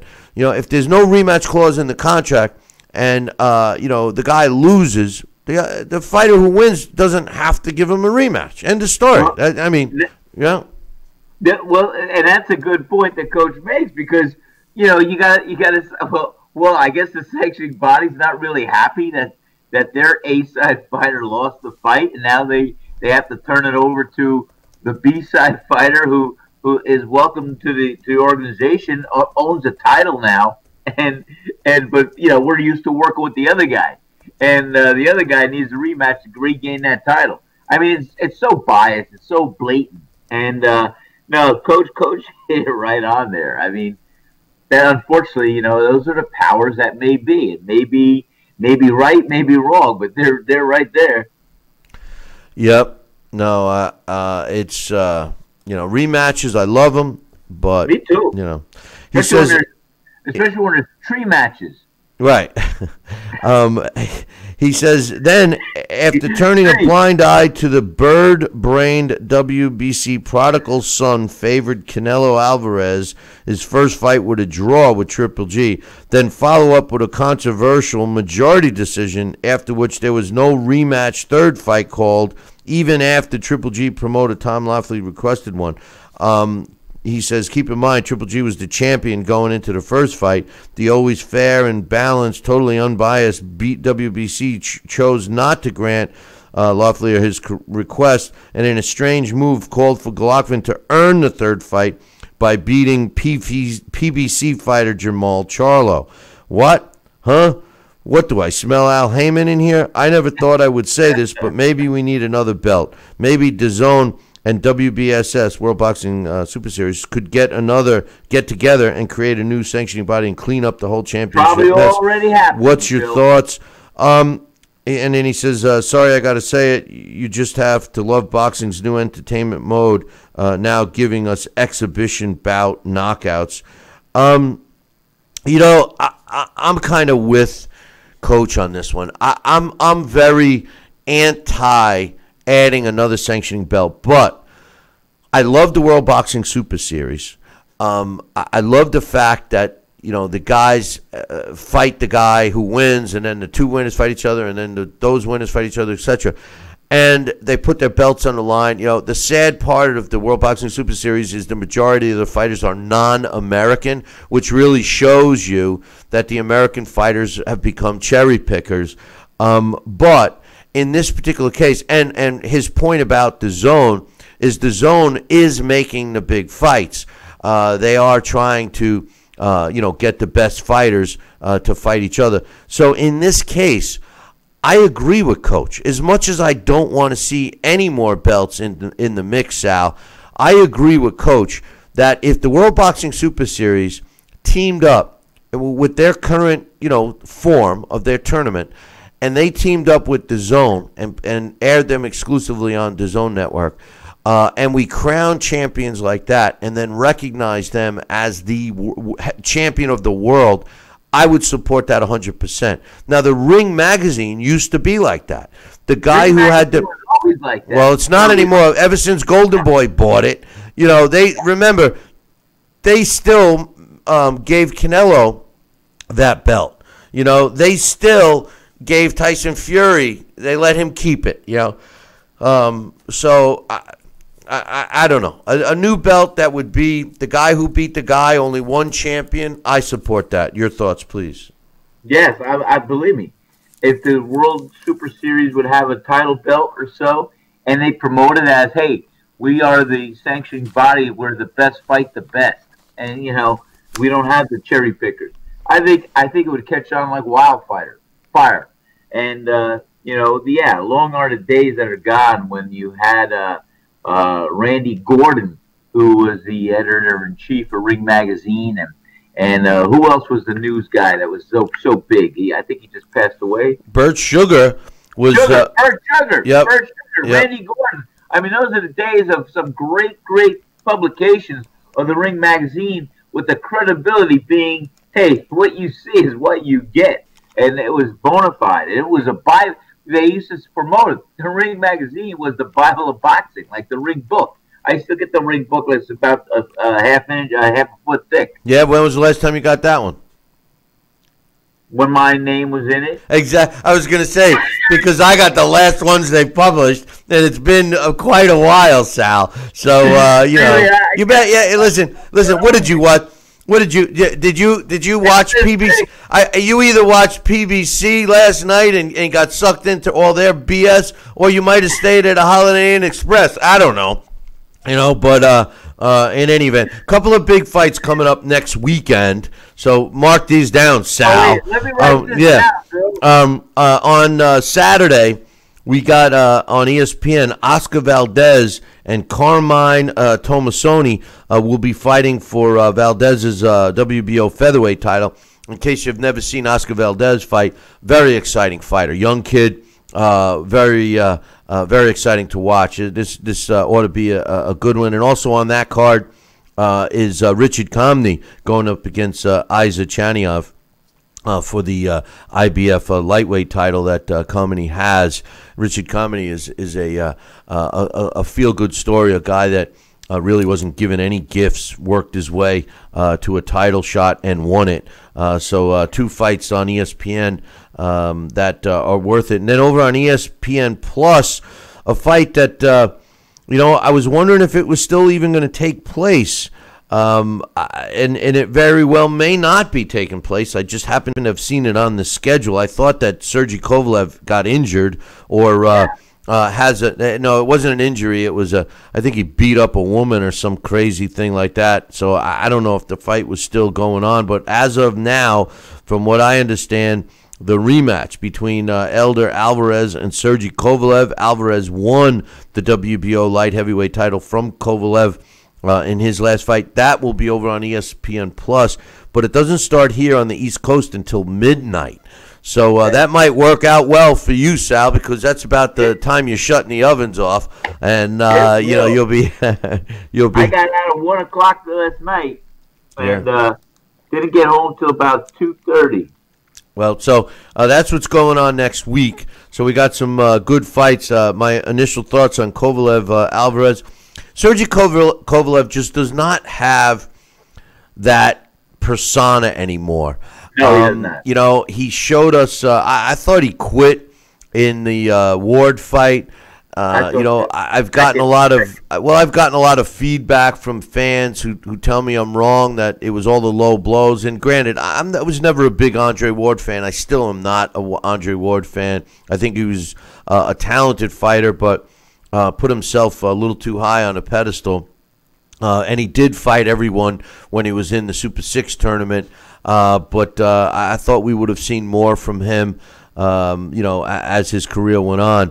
But he definitely tamed Kovalev in both of the fights. Kovalev's never been the same. Can beat up the lower echelon fighters, but when he gets in there with an A-list fighter, he doesn't do as well. Alvarez earned his shot, waited patiently for his shot against Adonis Stevenson, which never came, and then finally got his shot against Kovalev. So hopefully the winner of this fight can go and fight Dmitry Bivol. The light heavyweight division could be a very, very exciting division if these guys are willing to fight each other, Sal. Oh, well, we know that. And then I'll tell you what, light heavyweights have always been a very attractive division to keep your eyes on and watch. We haven't had, since Andre Ward and Kovalev, I haven't really had the reason to really pay too much more attention to it, because those were the biggest fights that we saw. The rematch and the first fight, which I still thought that Kovalev did win, which is why they had a rematch.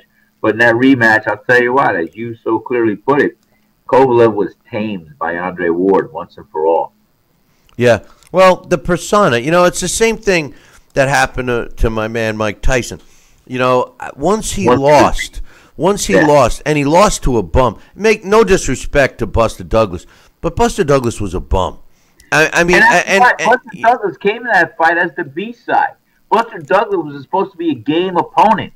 But Buster Douglas saw his opportunity to grab the brass ring and said, "Guess what? This is my night. Don't tell me anything about it. This is my night, Charlie."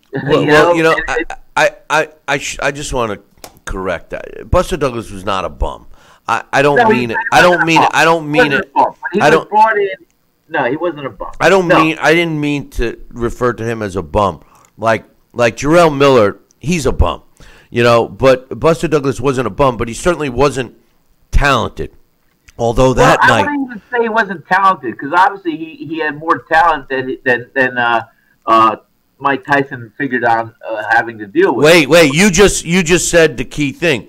More than Mike Tyson figured on having to deal with, because Buster Douglas up to that fight, and I watched him fight several times before that fight. He was not that good. He was slow, methodical, fat. He had a good jab. His fight with Orland, I believe it was Orland Norris, was one of the most boring fights I ever watched. And the thing is that night, when you added it to the fact that Tyson didn't train, he was out. I'm not going to say that he was snorting cocaine, but he really liked the smell of it. I know that. So and with all the women in Japan, I mean, all that stuff. He didn't train. He was taking Buster Douglas lightly. He was partying all night. Didn't train. Didn't sleep. All that stuff. Chinese women or Japanese women all over him. And Buster Douglas got up for that fight. That was the one fight that he took seriously. He just had lost his mom, and he had so much to fight for. And he put it to Mike Tyson that night. And there's no question about it. Even though I thought that he got the extra long count when Tyson dropped him, but that's besides the point. The truth of the matter is that he won. And after that fight, everyone that stepped in the ring with Mike Tyson didn't have that, well, I like to refer to it as the Michael Spinks look on their face when they were dragging him out to the ring. That looked like he was being led to a pack of starving lions that night. But I'll never forget the look on his face. No, neither will I. It was like he was marching into his execution. That was that look is etched in my mind. I could see it now. I could see it now. I mean, I just put it up in my mind. Me too. And that night, Michael Spinks literally was being dragged out, and he did not. He knew that he was going down, and I thought it was going to last a little longer. But anyway, after the Buster Douglas fight, Mike Tyson's aura was gone, and people fared against him much better. Well, the same thing with Sergey Kovalev. The crusher was crushed twice, theoretically, and crush no more. I no more crusher. I be crushed. But Elder Alvarez, Sergey Kovalev rematch next week, so we'll be chatting about that. So then the following week there's some good fights. So I mean, listen, boxing has some great fights coming on. Yeah. My only wish with the sport of boxing right now, it'll never get to the way I wish it would, but I like the direction we're going, except I would like one little change. And that little change is the top guys, the guys that have belts, because we can't be like the PBC and Fox and say champion of the world. That statement can only be reserved for a unified champion, a champion that has, and when I say unified, I mean fully unified, not one that has two, because remember, a champion today could have two belts and they're a unified champion because they unified two, even though there's two or three more, but a champion of the world today should be a fighter that has all of the major belts. And I say major, I would like to count the top five. The top five: WBC, WBA, WBO, IBF, and I like to throw the IBO in there. I actually think the IBO is up there. So, if somebody had those top five, or even I'd take four of those five and call them the champion of the world. That's the only thing I hope. That's the only thing I hope for, Sal.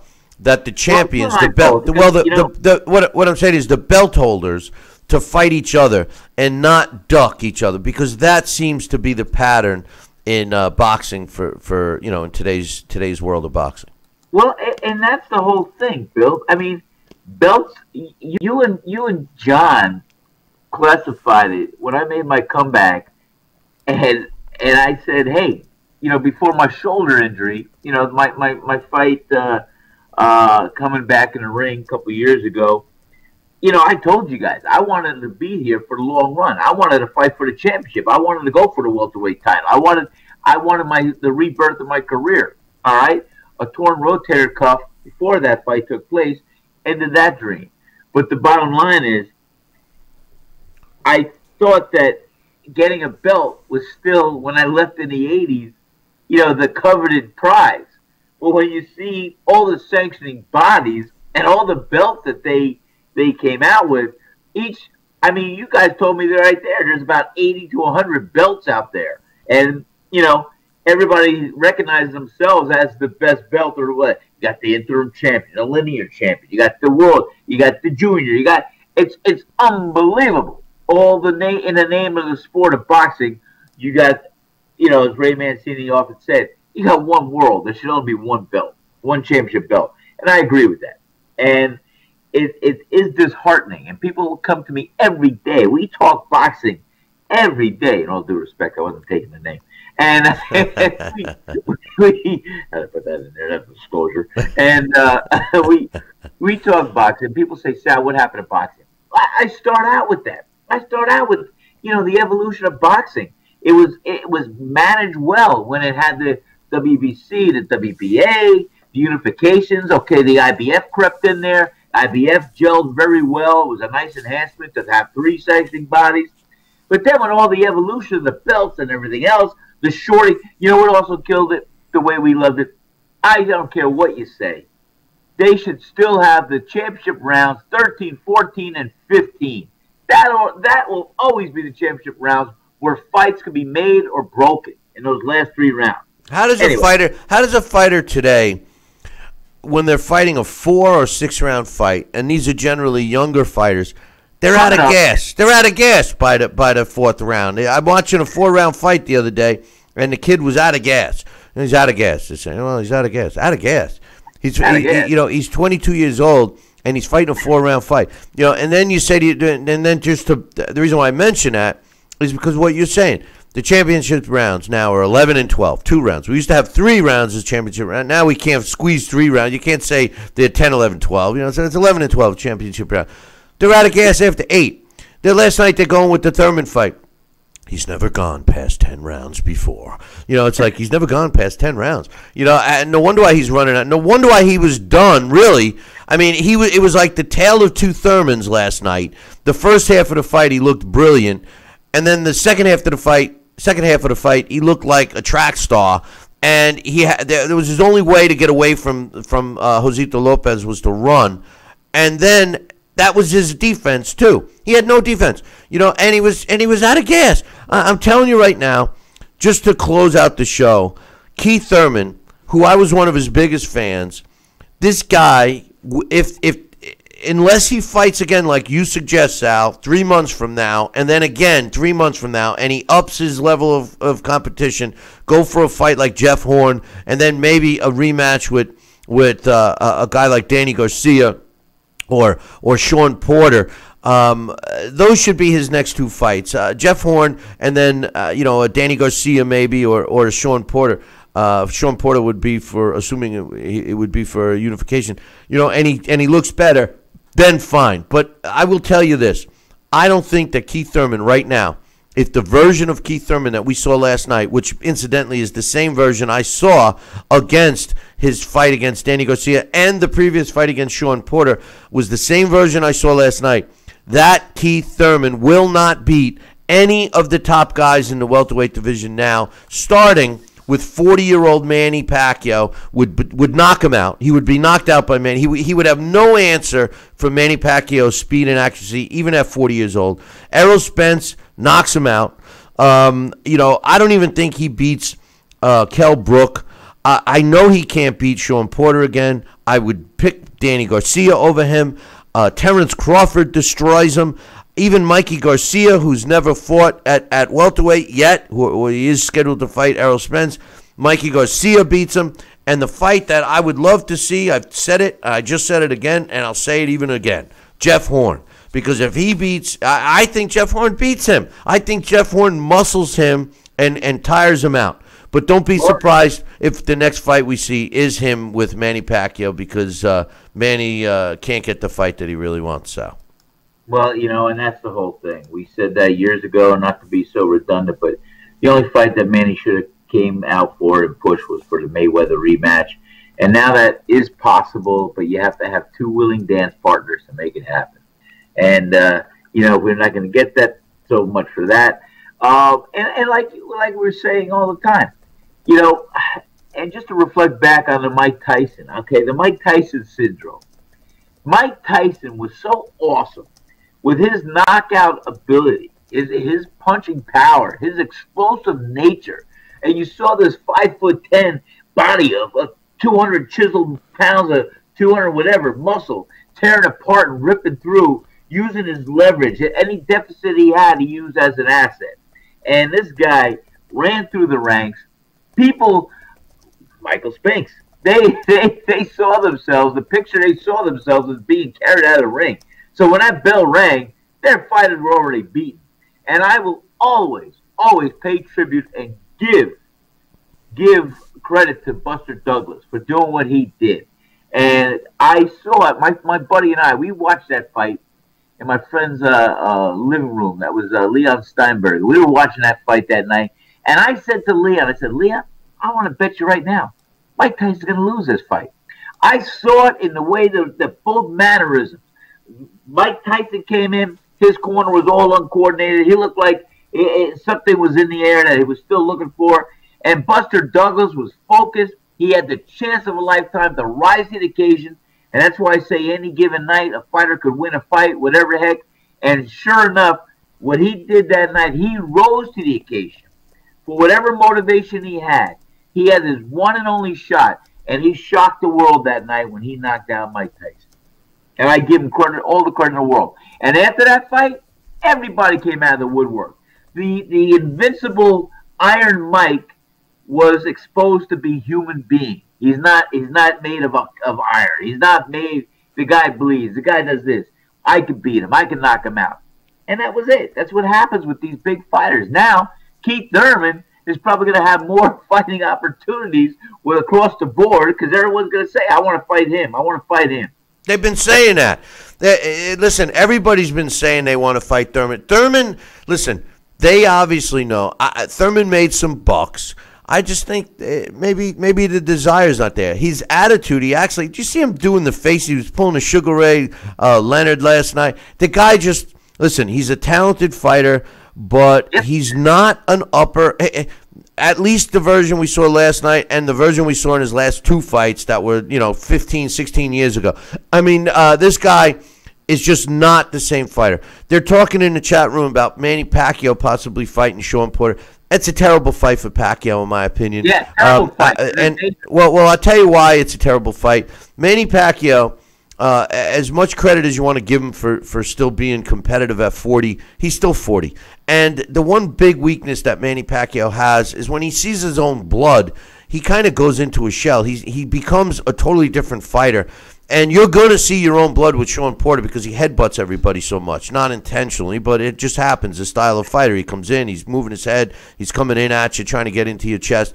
Bad fight for Manny Pacquiao. Manny Pacquiao has one fight left, in my opinion. That's a rematch with Floyd. If that doesn't happen, Manny Pacquiao doesn't need to fight any of these guys. Although, if he's looking for a huge payday and he wants to fight another fighter, Keith Thurman was calling him out last night, I would accept. If he can't sign the deal with Mayweather, then I would definitely fight Thurman because I think Manny Pacquiao beats Keith Thurman, at least the version we saw last night. If they can sign the fight relatively quickly, I would do it. But keep an eye on these guys that fought last night. Adam Kownacki, a heavyweight that I would love to see beat the snot out of that big fat fraud, Jarrell Miller.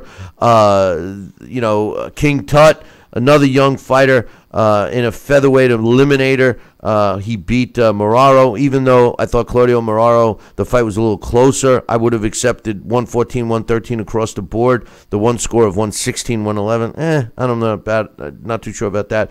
One of the most exciting fights I've seen in a while, definitely this year. Jaime Munguia is a kid that I enjoy watching. I'm glad that, now here's a guy that's been busy. This kid's been fighting every 3 months, and I think that he's cashing in on it. The fact that he's out there now, you know, people know who he is. When he won the title, nobody knew who he was. He's starting to get some recognition. And by the way, you know, by fighting Inoue, Takeshi Inoue, that was a tough fight. It was an indication that he's not looking to get easy layup fights. He certainly didn't get an easy layup fight, and if you've missed that one, make sure you watch that. Zhu Chan is another one to keep an eye on. So we got some good young fighters to keep an eye on as boxing is turning the corner. I just hope that the PBC starts letting their fighters fight real fights, and this way they won't get exposed, because most of those PBC fighters, in my opinion, are 100% overrated, and most of them are frauds. That's my opinion. You got to fight. Listen, you got to fight real fights before you're a champion. Then you are a legit champ. You can't be hand-fed cupcake after cupcake after cupcake, and then all of a sudden lose, and then have your sanctioning bodies who's in your back pocket order a rematch, even though it wasn't in your class. I mean, come on. Any final thoughts, Sal, Rocky Senecola?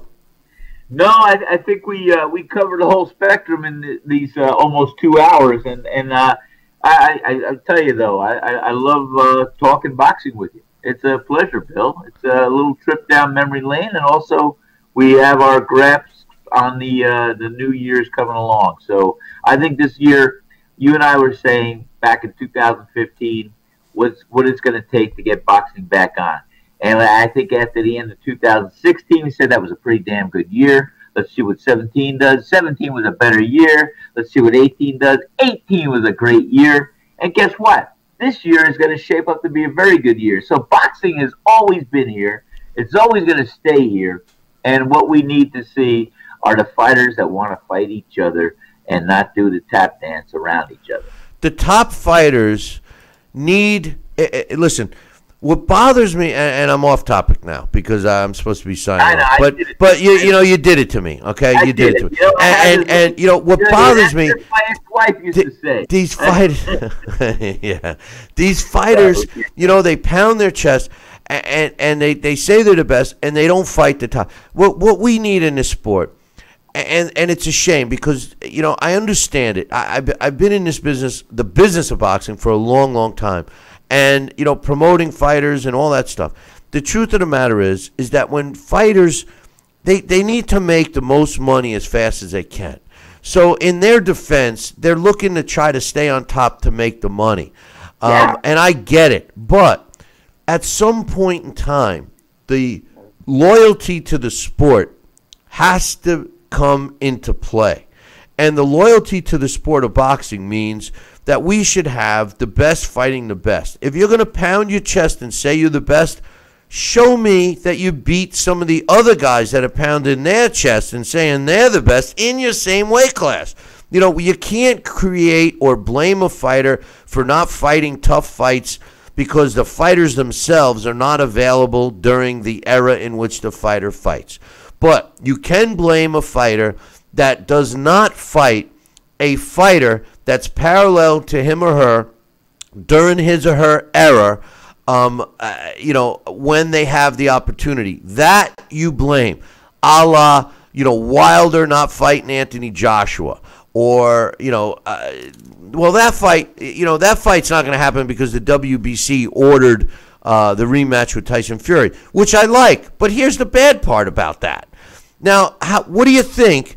The WBC, you think that they would take some, a step aside money offered to Tyson Fury to let Deontay Wilder fight another fight and then have that fight?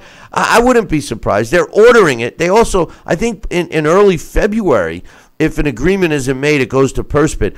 I hope, and I hope that Mr. Suleiman is watching this show. He's been on. We got to get him back on anyway. But I hope that Mauricio is watching this show, and I say this to you, to Mauricio: do not step back. Force them to have the rematch, because if the WBC lets Deontay Wilder fight another one of his typical bums, typical slugs, cupcakes, just to get another payday, to try to make up for what was already on the table. Just remember that, Batman. Remember that he turned down a 3-fight deal worth $25 million to fight Anthony Joshua. If you recall, they were going to give him $5 million to fight whoever he wanted. Any cupcake he desired to risk becoming a diabetic over, they were going to give him $5 million for. And then they had a home and away deal in place to fight Deontay Wilder, where he would have walked away with $10 million each. It was a 3-fight, $25 million deal. I ask you this: how much money has Deontay Wilder made since he turned down that offer? He fought Ortiz in a great fight.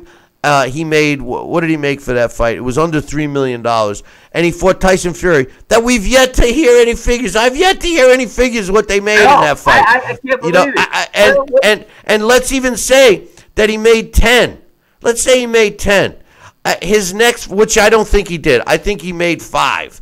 So, maybe 5. Somewhere along the line, there was some rumor that he was going to walk away with 5 or something like that. So let's just say that in his last 2 fights, he made $10 million for 2 fights.